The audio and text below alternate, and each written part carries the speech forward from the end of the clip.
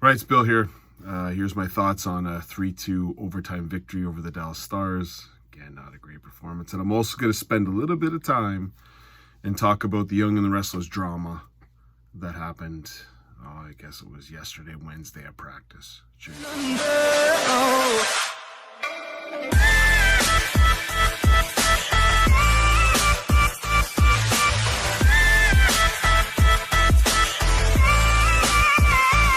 All right, well, at least for the 3-2 overtime win. Before I get into that, I guess my last video was probably where I lost my ever-loving mind, and I might lose my ever-loving mind again today. Who knows where I go with this, but because, again, I think I'm not impressed, but it's a 3-2 win, so what am I going to do? Throw my pad up in the air? I might. You never know. But just getting into a couple things first. For my friends who chirped about Hall, and if you remember my fly-in Fadu, how did Hall play tonight? Anybody? He played all right. Matter of fact, he played 20 minutes. Did anyone notice Hall today? You know why you didn't notice Hall? Because he wasn't playing with the bum that is Jake Muzzin. So, first of all, I want to thank everyone. I had over 800 views. 800 views? Jesus, I didn't think I was that popular. Fair enough. I'm glad you like my opinions and you're starting to watch. And again, probably because they lost the Arizona Coyotes, I'm getting more views. They won tonight, so I'll probably get less views, but whatever. I'm pretty impressed that I had 800 people watched it. That's fantastic. Thank you very much. And I think I got some new subscribers, so I'll try to keep it up as we go. You're going to see a bit of a rant at the end here, but not as certainly as what you saw against the Coyotes, because I thought at least a better effort tonight. But again, for you people that are the Hall haters, Hall is the problem. How was the defense tonight without Muzzin? Just a quick, give me a sign not, or wrong word. Give me an overview of what it was tonight. Was it bad? Did Mete not look a little bit better than Muzzin? And I think Mete's a terrible defenseman. Didn't he look a little bit better than Muzzin? That's how bad Muzzin is. Just in case anyone is wondering, that's how bad he is. Now, I'm going to go to some of my comments. I've never been called an unoriginal Vacus before. I think they meant vicious, but Vacus. I like Vacus. I'm going to go Vacus. I'm a Vacus person. Okay? And then I get little comments about wishing him to be on an LITR. Guess what? I wish he is on the LITR. I don't hope he's sick in real life. Fake it for all I give a flying. LITR sounds fantastic, Muzzin. Stay away from this team. You think I'm being a little bit too vicious? Guess what? Jake Muzzin might be the nicest person in the world. He might be the nicest. I don't know. I've never met the guy. I have no idea if he's the nicest person. But I know a lot of people in my life who are really nice, and I don't want to pay them $5.6 million to play for the Toronto Maple Leafs. So be nice, bud. I don't care if you're not. I don't care if you're a nice person off the ice. I don't care. Stay away from this team. How did they play today without Muzzin? Was it not a better defensive effort? Holy crap, they played better defensively. Why, Bill? Oh, I'm sorry, I'm copying some guy who's got does a Sportsnet little column, or sports betting column now, does a commercial. I'm really original. Vacus. How'd they play? Well, they played pretty good. Oh, really? Oh, really? Without Muzzin? You mean to tell me that was the best defensive effort all year without Muzzin? Yes. Let's take a look at the positives of this game. There's positives. Samsonov, very good. We got very lucky with the amount of power plays we pulled tonight. A lot of power plays. Not very good on the power play. We'll talk about that in just a second. Not very good on the power play, but lots of power plays. Nicholas Robertson. Now I don't get this. The Tkachuk brothers. One 6'4", one 6'2". The Robertson brothers. One 6'4", and the other guy's 5'9". What? They're brothers. 6 foot. There's a 7-inch difference between them. There's a 36-pound difference between them. What happened to Nicholas? He You couldn't give him a couple more inches? Because he's a damn good player. But it would be nice if he was 6'4" like his brother. I don't know where to even start with those, but how are you 7 inches off? The mom didn't look very tall, so maybe Nicholas got more. I don't know. That's a 7... brothers, 7 inches difference? Anyways, Nicholas Robertson looked great. Fit in on the second line really nicely, even though that second line was responsible for the first goal. It was terrible defense, but we'll get into that in just a sec. But that was a standout. I thought the effort level was better. Certainly liked Sandin and Hall together better than I like Muzzin and Hall together. They rotated through. Brody played with Giordano for a bit. You know, there's still the Riley getting caught up ice nonsense, but overall, better effort. Samsonov good, Robertson good. I thought the Kerfoot played well. The power play was, I still think the first line was bad, although I thought Bunting was better tonight. Bunting certainly was someone that stood out to me as the give a crap effort was there, and he had a nice assist on one of Robertson's goals. So there you go. But let's take a look at the game. First period, blah. Same nonsense, blah. Watch this game. Now, again, I didn't watch it live, so I'm kind of, I was able to cut the commercials out, and I probably missed a couple plays just with my little icing. Sometimes it takes less than 30 seconds, or whatever that PVR does for you. But, again, just, I don't know. What the hell? The hell is this team putting forward? Anyways, we get into the goal. It really comes down to a couple things here. First of all, Tavares should be playing wing. He can't skate. Come on. It's enough now. Tavares can't skate. And on the power play, every time they give him the puck, Tavares, if you look it up, and I think I put in a dictionary, if you look it up in the Webster's dictionary, type in Tavares, and in Tavares, you're going to see where pucks go to die. That's the definition. Why on the power play do they keep feeding this guy? This guy lost about 10 pucks on the power play today. I don't understand it. Anyways, the puck goes around the boards. He can't get there. It was a lucky bounce. Bam, 1-0. You're thinking, God. And then we get lucky on a Kerfoot play. Now, I'm going to keep on the Tavares theme. I think Tavares should play wing, and the reason why I think Tavares should be playing wing is because he's not very good defensively. Don't listen to nonsense that you see on The Athletic or the bullshit about the, whatever analytics people talk to you about. I'm about to show you a play. I want you to watch this play, and then I'll come back and I'll share, and you tell me why Tavares is a defensive center. He should be a winger. I'll be right back. Robertson works the boards. First 20-goal scorer in Dallas history as a rookie. Well, what did you think about that defensive play? Thoughts? This is why I lose my mind. That's $11 million you pay for a player that just did that. That nearly cost the team the game. I put Tavares on the wing. He can't skate.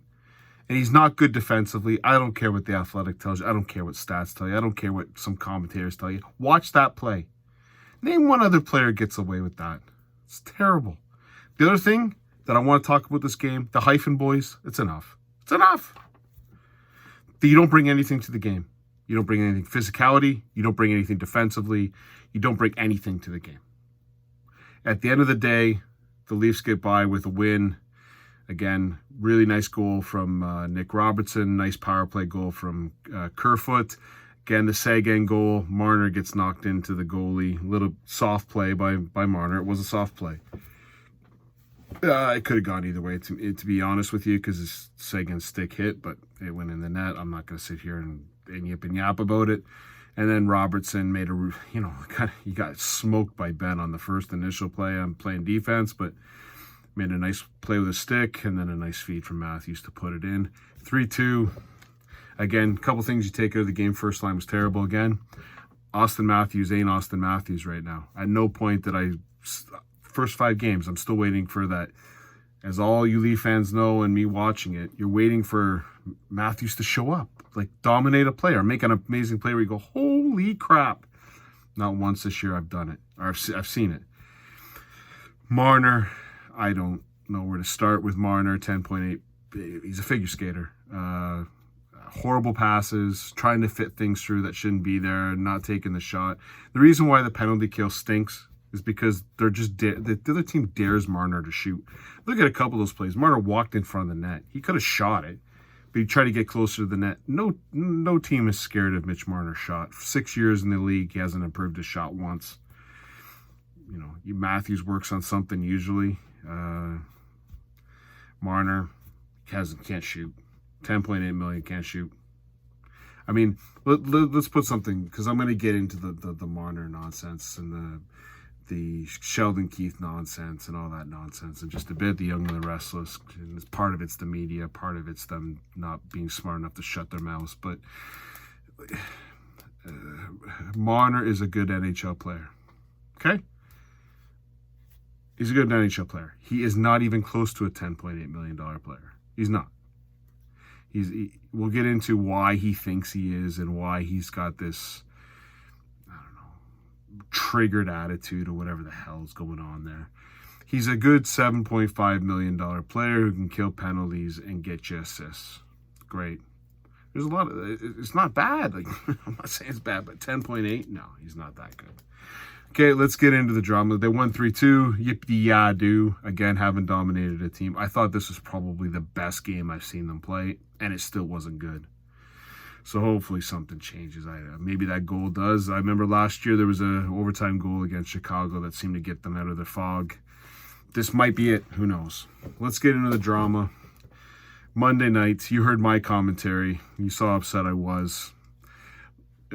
Keith obviously came out and said our elite players didn't play or weren't elite or didn't do any damage to the game. What our elite players were not, or the difference between us and the Arizona Coyotes were, we've got elite players and they didn't, dominate the game. I know he didn't say it that way, but that's what he meant. What the hell's wrong with that comment? That's a fact. That's an absolute fact.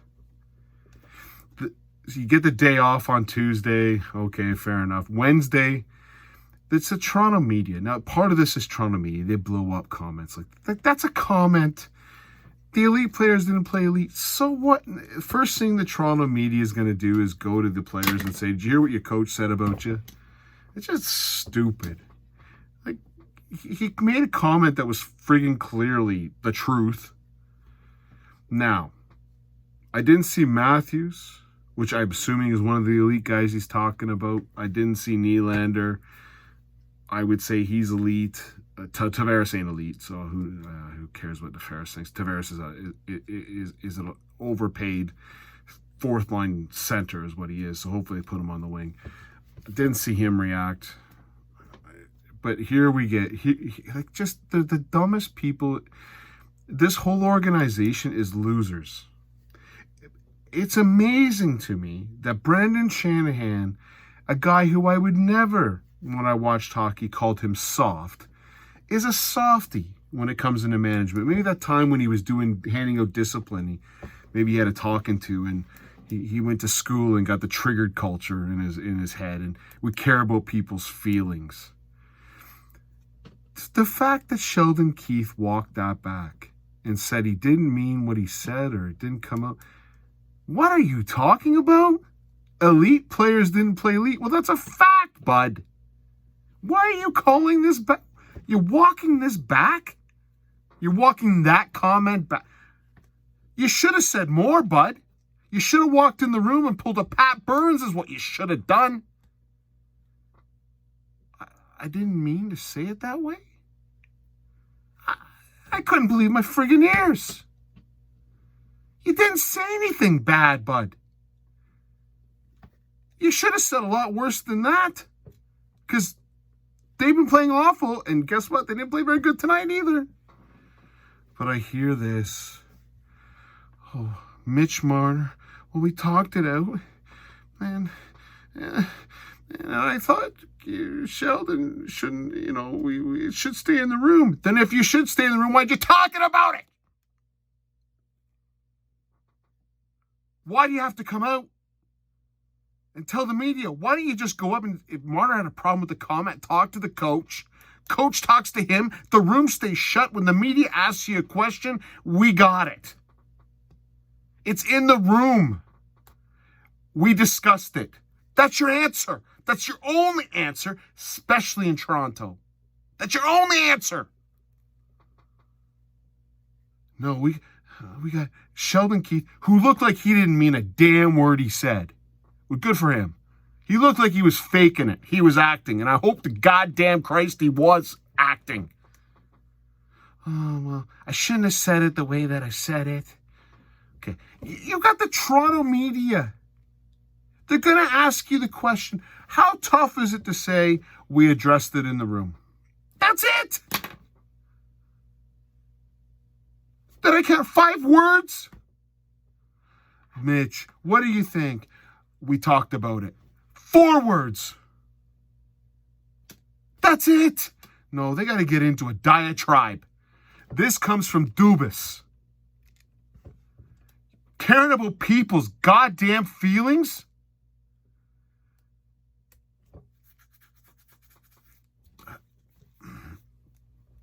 Feelings? Think about our feelings. Think about the fans' feelings when we hear this. You come off as a bum. You come off as soft. You did yourself no favors, Keith. And now, I don't think Keith wanted to say it, so I think Dubas made him say it. Because they're worried about Mitchie. How's Mitchie going to handle... he's just so soft, and he doesn't handle criticism. And I saw Elliot Friedman talk tonight about, they're worried about how he's going to react. He's got too much pressure on him. He's got too much pressure on him. I can't believe... What are we dealing with here? Here's a question for anyone out there. Who's Connor McDavid's dad's name? What is Connor McDavid's dad's name? I'll wait. You're going to have to go on Google to find it. What's Austin Matthews' dad's name? I'll wait. Go on Google and search it, because I don't know his dad's name. I know his mom cried at a game for 4 goals. That's fantastic. What's Morgan Riley's dad's name? Anyone know who Morgan Riley's dad's name is? Question for you. You don't have to Google this. What's Mitch Marner's dad's name? You know that. That's Paul and Bonnie. That's Paul Marner. If you want to do yourself a reason why we're in this situation, check out Paul Marner on your Google search. Enjoy the reading, where he yells at his kid since he was 10 years old. He says his kid is better than Connor McDavid. He says his kid has been disrespected the entire time of his life. Imagine this. And now you got to deal with the outcome of this. Because his dad yelled at him. His dad tells him he's better than McDavid, which, by the way, bud, you're not. You might be getting paid as much as McDavid, but you're not even close. We deal with this where a coach, an NHL coach, has to walk back the following comment. Our elite players were not elite tonight. Scotty Bowman. Can you imagine Pat Burns? Pat Burns going out saying, Doug Gilmour wasn't very good tonight. Oh, I'm sorry. I walked that back. Doug was fine. Jesus Christ. What kind of...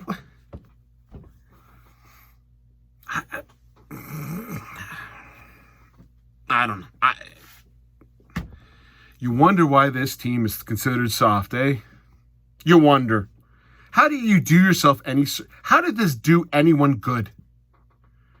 Now, I'm actually going to come to Mitchie's defense. Because then I read all these articles. Oh, he's playing Fortnite online? I don't care what he does. What? Why is this a story? Mitch Marner plays Fortnite, and that's why he stinks as a hockey player. First of all, he doesn't stink as a hockey player. He's not as good as he thinks he is. And the pointing at he thinks he's disrespected, and everyone disrespected him his entire life. His dad teaches him this crap. So, in all fairness to him, his dad's seemed, just Google him. You can give your opinion on him. They not know, just shut up. And by the way, who cares if Mitch Marner played? I don't care if he dances at practice. I don't care. Who cares? He plays Fortnite. Why is that a story? I tried to play Fortnite with my daughter one time. I can't play the game. I didn't like it. I got killed right away. I didn't even get a gun when I landed. I think that's the most nonsensical thing. You got to have a gun. People shoot me the minute I land. What? I got to have a gun to shoot back. I don't like the game, to be honest with you. But it doesn't matter if he's playing Fortnite. Who cares? What I care about is that he's got to be apologized to for elite play. Oh, for the love of Pete. Do they not know that they play in Toronto? It was easy. We discussed it.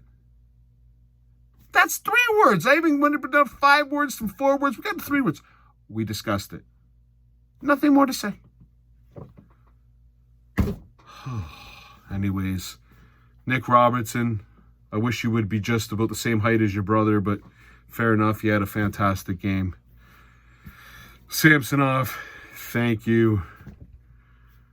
Mitch, Austin, John, William, when you show up, you elite players. Sorry, did I say that? Should I walk that back? Should I say sort of good players, or you're playing kind of good? No, you're not playing good at all. I need Leaf fans. Come on. Maybe that overtime goal gets it going. But come on. I know what to expect out of Mitch. I know what to expect out of John. I know what to expect out of John. I'll be waiting 10 years for him to get down the ice. William, I know what to expect out of you. You're going to give half-ass efforts. I get all this stuff. But Matthews, we need Matthews back. Please, Saturday, bring back Matthews. I'll talk to you Saturday after the game with the Jets. Cheers.